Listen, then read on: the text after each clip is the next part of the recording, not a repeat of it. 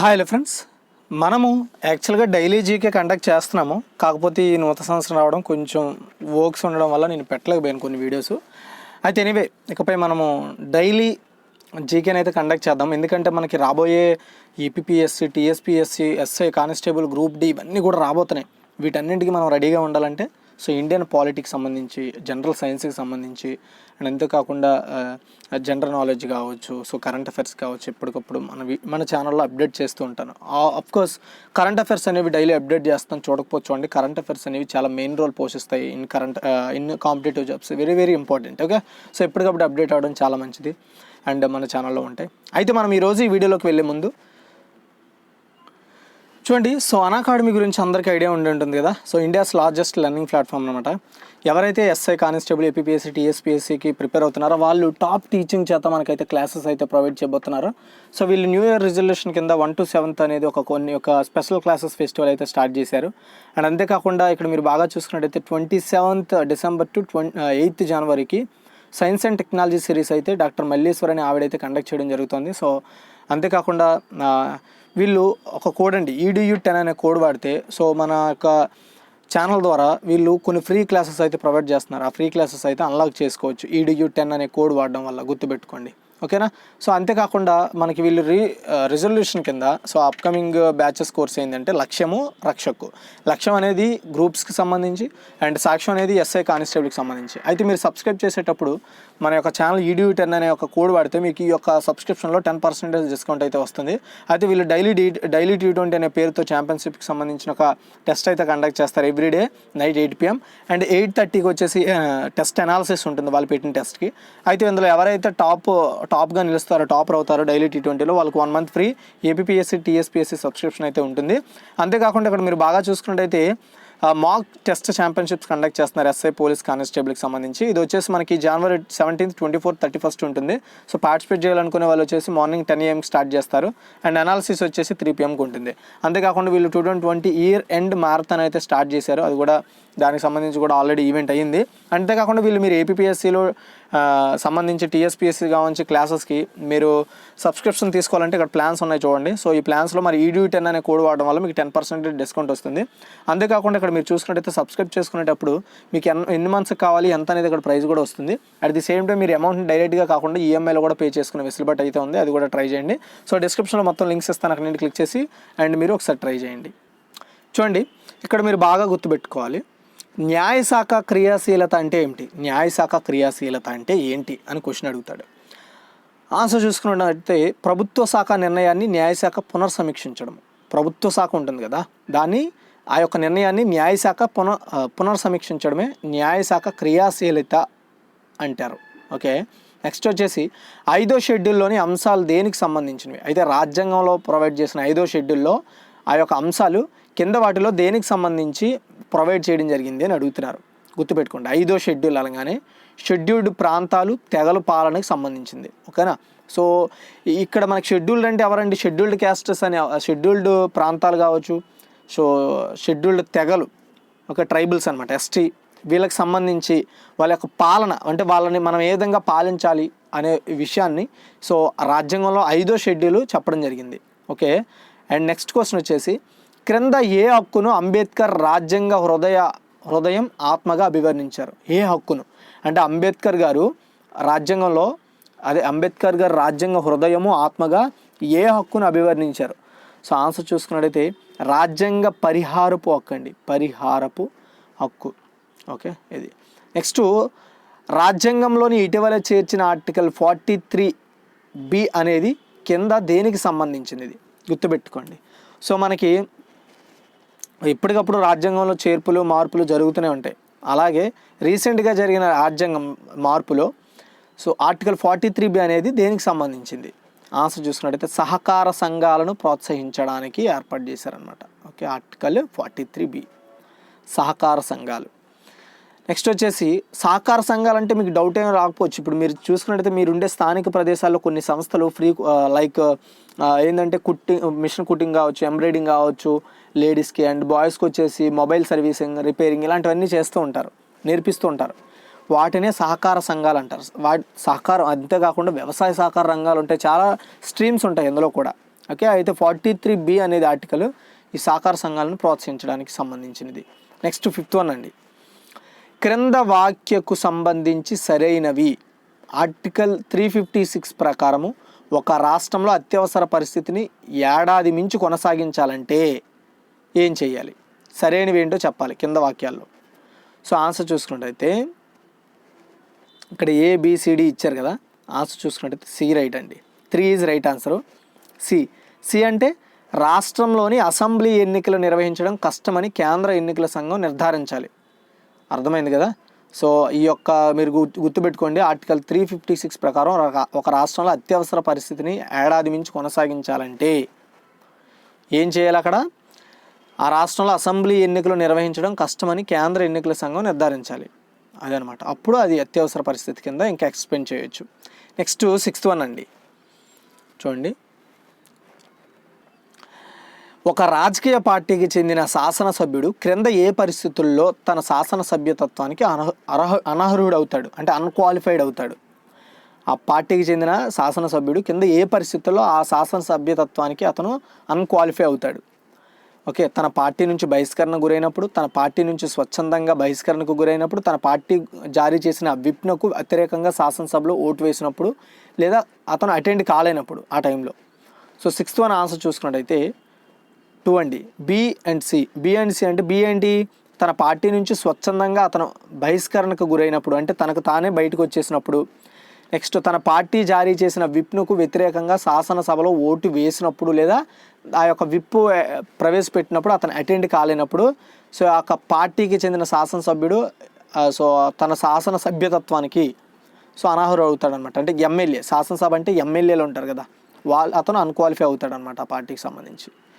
Next వచ్చేసి 7, దేశంలో గుర్తుపెట్టుకోండి A&R, దేశంలో ఉనికిలో ఏ రాష్ట్ర సరిహద్దులనైనా మార్చే అధికారం పార్లమెంటుకు ఉంది. కారణం, రాష్ట్ర సరిహద్దులనే మార్చే బిల్లును కేవలం రాజ్యసభలోనే ప్రవేశపెట్టాలి. ఓకే, సో అయితే 7th వన్ ఆన్సర్ మనం చూసుకున్నట్టయితే 3 అండి, ఏ సరైనది, ఆర్ తప్పు.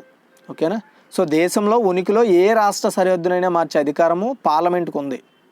ఓకేనా, అయితే అది ఏ రైట్, ఆర్ అనేది. అయితే రాష్ట్ర సరిహద్దులను మార్చే బిల్లును కేవలం రాజ్యసభలోనే ప్రవేశపెడతారు అంటే అది రాంగ్ అనమాట.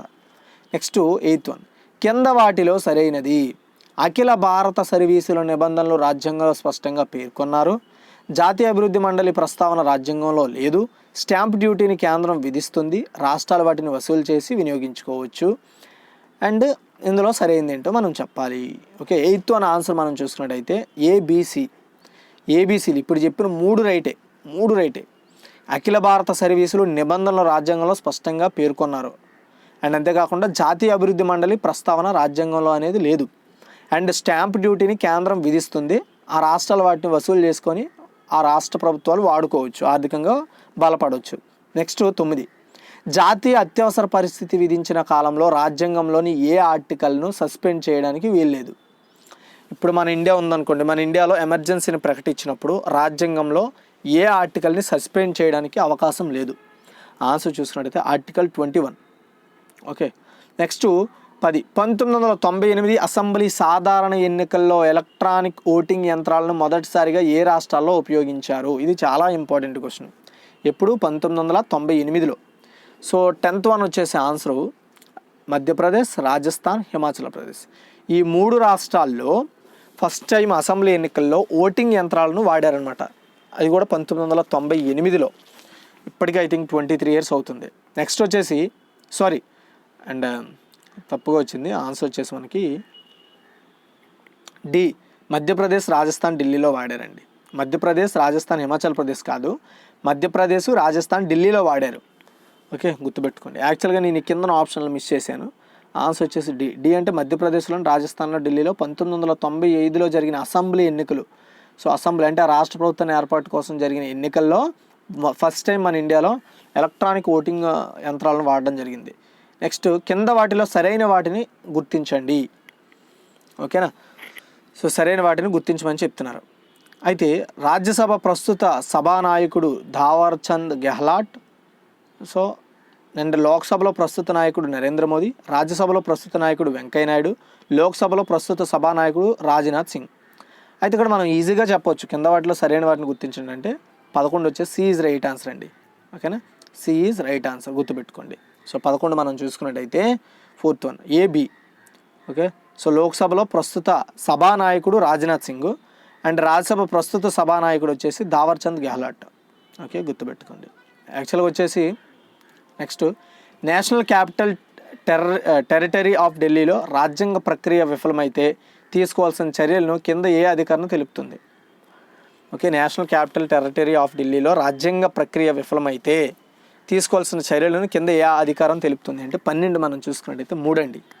3 239A ఈ యొక్క ఆర్టికల్ ఏదైతే ఉందో నేషనల్ క్యాపిటల్ టెరిటరీ అంటే ఢిల్లీలో రాజ్యాంగ ప్రక్రియ అనేది విఫలమైతే సో వెంటనే అక్కడ చర్యలు తీసుకోవడానికి ఆర్టికల్ 239A అనేది బాగా ఉపయోగపడుతుంది. నెక్స్ట్ మున్సిపాలిటీ భౌగోళిక ప్రాంతాన్ని నోటిఫై చేసిన అధికారం ఎవరికి ఉంది? ఓకే, సో 13 మనం చూసుకున్నట్టయితే 2 అండి, గవర్నర్కి. మున్సిపాలిటీ భౌగోళిక ప్రాంతాన్ని నోటిఫై చేసే అధికారము గవర్నర్కు ఉంటుంది, గుర్తుపెట్టుకోండి. నెక్స్ట్ వచ్చేసి గవర్నర్ విచక్షణ అధికారాలకు సంబంధించి కింద వాటిని పరిశీలిస్తారు. గవర్నర్ విచక్షణ అధికారాలకు సంబంధించి కింద వేటిని పరిశీలిస్తారు అతను? సో 14 మనం ఆన్సర్ చూసుకున్నట్టయితే ఏడి బిల్లును రాష్ట్రపతి పరిశీలనకు రిజర్వ్ చేయడము అండ్ రాష్ట్రపతి పాలనకు సిఫార్సు చేయడము అనేది రెండూ కూడా సో గవర్నర్ చేతిలో ఉండే పనులు. ఓకేనా, సో మంత్రులకు వారి శాఖను కేటాయించడం అనేది అది స్టేట్ గవర్నమెంట్ చూసుకుంటుంది. ముఖ్యమంత్రి ఎంపిక అనేది స్టేట్ గవర్నమెంట్ అండర్లో ఉంటుంది. ఈ రాష్ట్రపతి పాలనకు సిఫార్సు చేయడం అనేది సో గవర్నర్ గారు చూసుకుంటారు. బిల్లును రాష్ట్రపతి పరిశీలనకు రిజర్వ్ పంపించడానికి కూడా అధికారము గవర్నర్కే ఉంటుంది. నెక్స్ట్ వచ్చేసి కింద ఏ తీర్పులో ఒక రాష్ట్రంలో విధించిన రాష్ట్రపతి పాలన పట్ల న్యాయ సమీక్ష నిర్వహించవచ్చని మొట్టమొదటి సుప్రీంకోర్టు పేర్కొంది?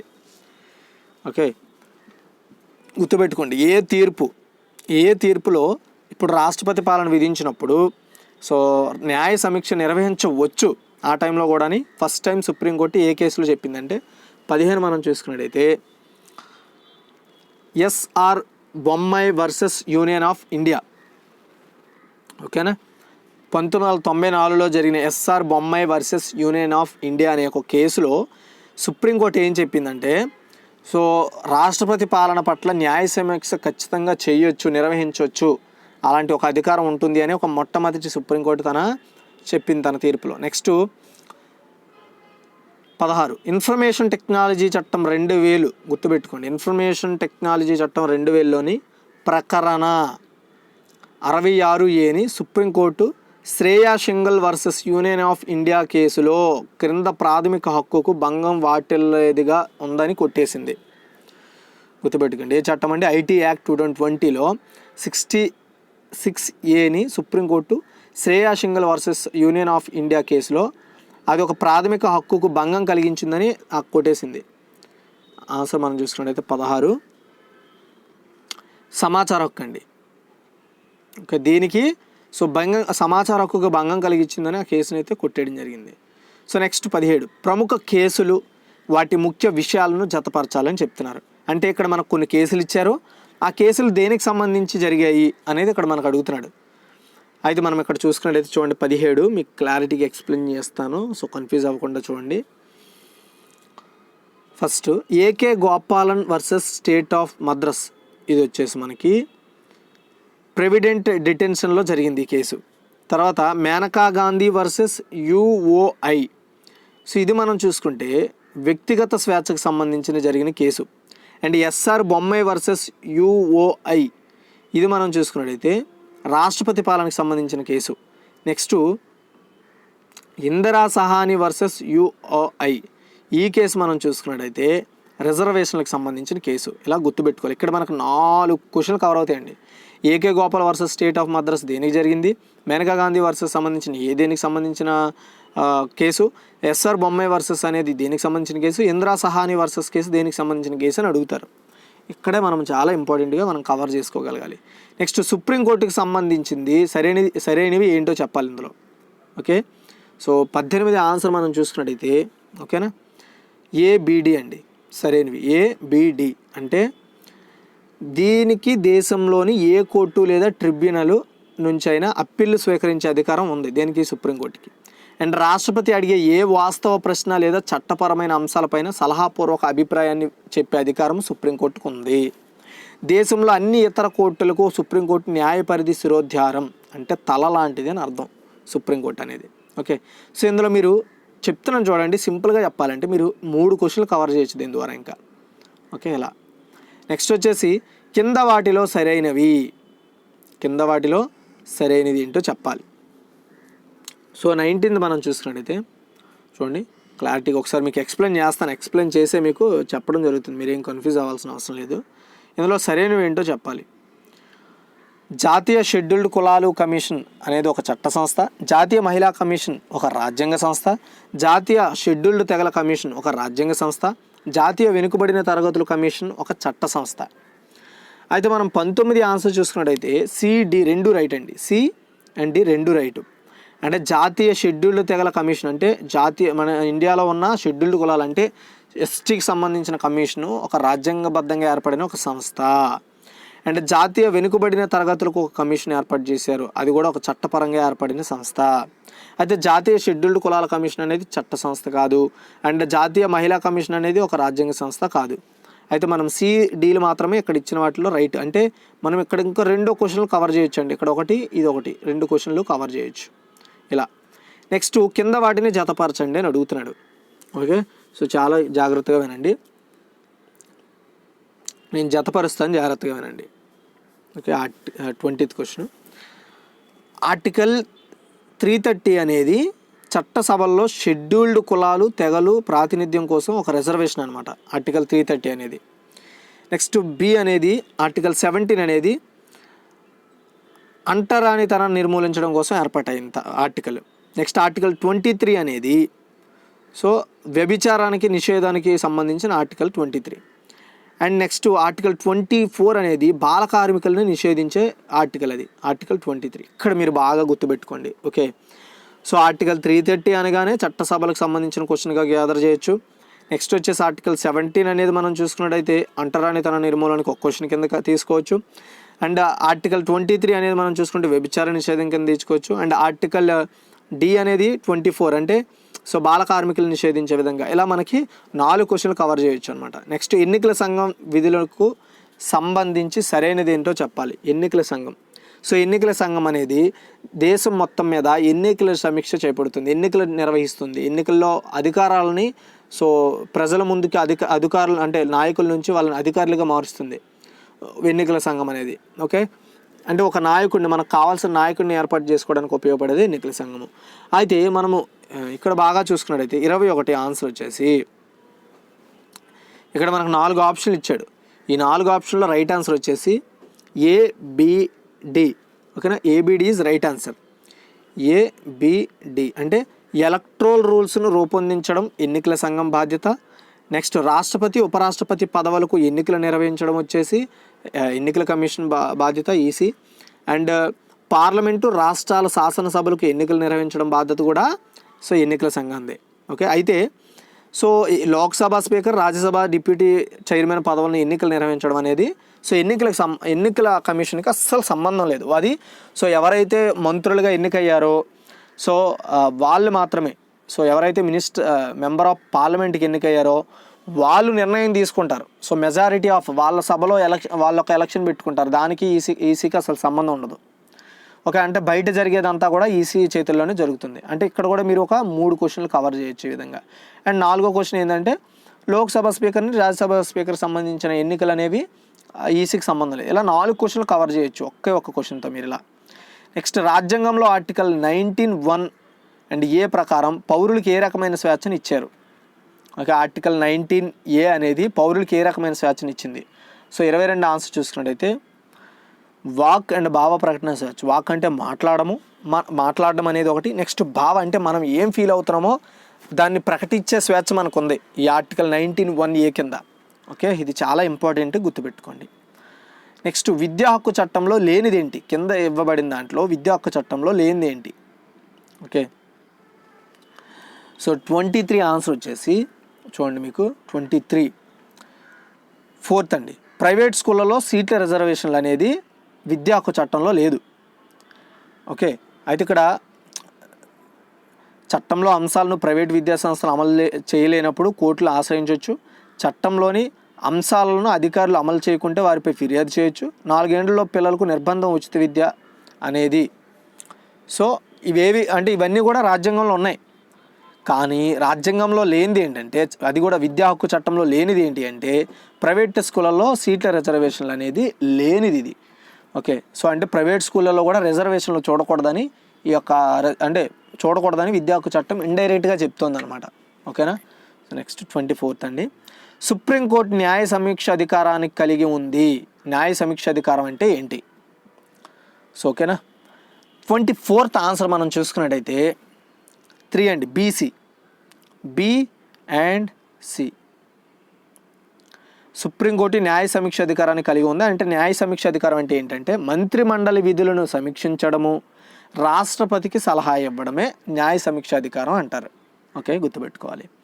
నెక్స్ట్, లోకాయుక్తను ఎవరు నియమిస్తారు? లోకాయుక్త.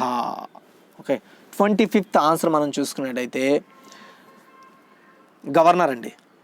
సో లోకాయుక్తని ఎవరు నిర్వహిస్తారు? లోకాయుక్త సింపుల్గా చెప్పాలంటే this is the one of the program of justice. Okay, అంటే సో న్యాయాన్ని అందించడం కోసం ఏర్పాటు చేసి ఒక కార్యక్రమం. నెక్స్ట్ వచ్చేసి 26, కింద వాటిలో సరైన జత ఏంటో చెప్పాలి మనము, సరైన జతని. ఓకే, కింద వాటిలో సరైన జత ఏంటో చెప్పాలి. ఆన్సర్ మనం చూసుకున్నట్టయితే చూడండి, ఇక్కడ మనకు కొన్ని ఇచ్చారు. ఏడిఎం జబల్పూర్ వాద్యం అత్యవసర పరిస్థితి విధించిన సమయంలో పౌర హక్కులకు సంబంధించింది. విశాఖ వాద్యం కేంద్ర రాష్ట్ర సంబంధాలకు సంబంధించింది. ఇందిరా సహాని పని ప్రదేశంలో మహిళల వాద్యం హక్కులు. కర్తార్ సింగ్ వాద్యం మైనారిటీల హక్కు. సో ఆన్సర్ చూసుకున్నట్టయితే ఏడిఎం జబల్పూర్ వాద్యం అనేది అత్యవసర పరిస్థితి విధించిన టైంలో పౌర హక్కుల కోసం జరిగిన ఒక వాద్యం అనమాట. ఒక వాద్యం అంటే లైక్ ఒక ఒక కేసు లాంటిది. ఓకేనా, పౌర హక్కులకు సంబంధించిన కేసు ఇది. ఏడిఎం జబల్పూర్ వాద్యం అనేది, ఇది రైట్, ఈ మిగతావన్నీ రాంగ్. అండ్ సరైన జత అది. నెక్స్ట్ వచ్చేసి కింద వాటిలో సరైనవి ఏంటి? కింద వాటిలో సరైనది ఏంటి చూడండి. మొదట జాతీయ షెడ్యూల్డ్ కులాలు తెగల కమిషన్ 1992లో ఏర్పాటు చేశారు. 65వ రాజ్యాంగ సవరణ ద్వారా మొదటి జాతీయ షెడ్యూల్డ్ కులాలు తెగల కమిషన్ ఏర్పాటు చేశారు. జాతీయ షెడ్యూల్డ్ కులాలు తెగల కమిషన్ మొదటి chairman CH Hanumanthappa. So 27th answer మనం చూసుకున్నట్టయితే ఏబి 2 రైట్ అండి, ఏ అండ్ బి. అంటే మొదటి జాతీయ షెడ్యూల్డ్ కులాలు తెగల కమిషన్ను 1992లో ఏర్పాటు చేయడం జరిగింది, ఇది రైటు, గుర్తుపెట్టుకోండి. అండ్ 65వ రాజ్యాంగ సవరణ ద్వారా మొదటి జాతీయ షెడ్యూల్డ్ కులాలు తెగల కమిషన్ ఏర్పాటు చేశారు. ఓకే, అంటే ఇక్కడ మనం ఏదైతే కమిషన్ ఏర్పాటు అయ్యిందని చెప్పుకుంటున్నామో అప్పటికి అది 65వ రాజ్యాంగ సవరణ అని గుర్తుపెట్టుకోవాలి మీరు. అలా గుర్తుపెట్టుకోవడమే సో చాలా ఇంపార్టెంట్. రెండు కూడా ఈక్వల్, అంటే ఒకే దానికి సంబంధించినవి, కాకపోతే వేరువేరుగా ఇచ్చారు చూసారా, ఇది. సో దీని ద్వారా మీకు ఇంకొక 2 క్వశ్చన్లు మీరు ట్యాగిల్ చేయొచ్చు. కింద వాక్యాలను పరిశీలించండి 28. సో ఇవి పరిశీలించండి, సరైనవా కదా, జత చేయండి అనేది మిమ్మల్ని చాలా కన్ఫ్యూజ్ చేసే ప్రశ్నలు, కాబట్టి నేను ఇవే చెప్తున్నాను, గుర్తుపెట్టుకోండి. కింద వాక్యాలను పరిశీలించండి. సో పరిశీలించండి అన్నట్టు చూడండి. ప్రతిరోజు పార్లమెంటు మొదటి గంట సమయంలో ప్రశ్నోత్తరాల కోసం కేటాయించారు. నెక్స్ట్ బి, పార్లమెంటరీ సాంప్రదాయంలో భారతదేశం విలక్షణ ఆవిష్కరణ 0 అవర్. కార్యనిర్వాహక చర్యలపై న్యాయ నియంత్రణ సహజ న్యాయం నుంచి వచ్చింది. అయితే 28 రైట్ ఆన్సర్ చూసుకున్నట్టయితే పార్లమెంటరీ సాంప్రదాయంలో భారతదేశ విలక్షణ ఆవిష్కరణ 0 అవర్ అంటారనమాట, అది.